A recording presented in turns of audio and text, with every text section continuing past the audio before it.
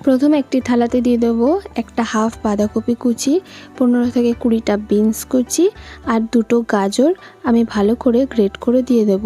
আর এর সাথে দিয়ে দেবো পরিমাণ মতো লবণ। এর সাথে দিয়ে দেবো 3 থেকে 4 চামচ ময়দা, আপনারা ময়দার বদলে কর্নফ্লাওয়ারও দিতে পারেন।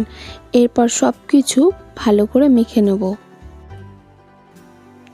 মেখে একটা ডো তৈরি করে নেব। এবার ডোয়ের থেকে অল্প অল্প করে নিয়ে গোল শেপের করে নেব। এরপর কড়াইতে পরিমাণ মতো সাদা তেল দিয়ে দেবো। সাদা তেল ভালো করে গরম হয়ে আসলে এর সাথে দিয়ে দেবো 1 চামচ আদা বাটা, 1 চামচ রসুন বাটা। এরপর ভালো করে নেড়েচেড়ে ভেজে নেব। এর সাথে দিয়ে দেবো একটা বড় সাইজের পেঁয়াজ এভাবে কিউব করে কেটে নিয়েছি, আর একটা মিডিয়াম সাইজের ক্যাপসিকাম আমি এরকম স্কোয়ার শেপের কেটে নিয়েছি। আর এর সাথে দিয়ে দেবো 2 চামচ গোলমরিচ গুঁড়ো। এর সাথে দিয়ে দেবো পরিমাণ মতো নুন।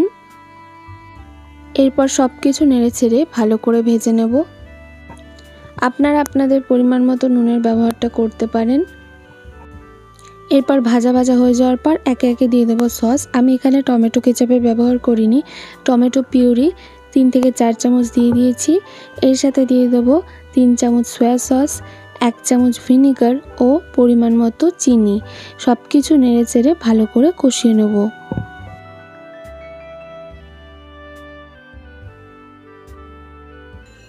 ভালো করে কষানো হয়ে গেলে এরপর গ্রেভির জন্য দিয়ে দেব জল। আমি এখানে বড় কাপের 1 কাপ জল দিয়ে দিয়েছি।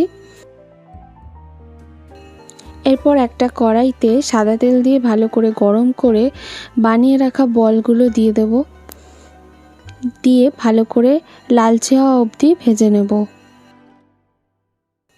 আর লো টু মিডিয়াম ফ্লেমে ভালো করে ভেজে নিতে হবে। আজকে এই রেসিপিটা আমার দাদা আমার জন্য তৈরি করেছে। পুরো ভিডিওটা দেখার অনুরোধ রইল। দেখুন বলগুলো একদম তৈরি হয়ে গেছে। 5 মিনিট লো টু মিডিয়াম ফ্লেমে ভেজে নিয়েছে। এরপর তুলে নেব।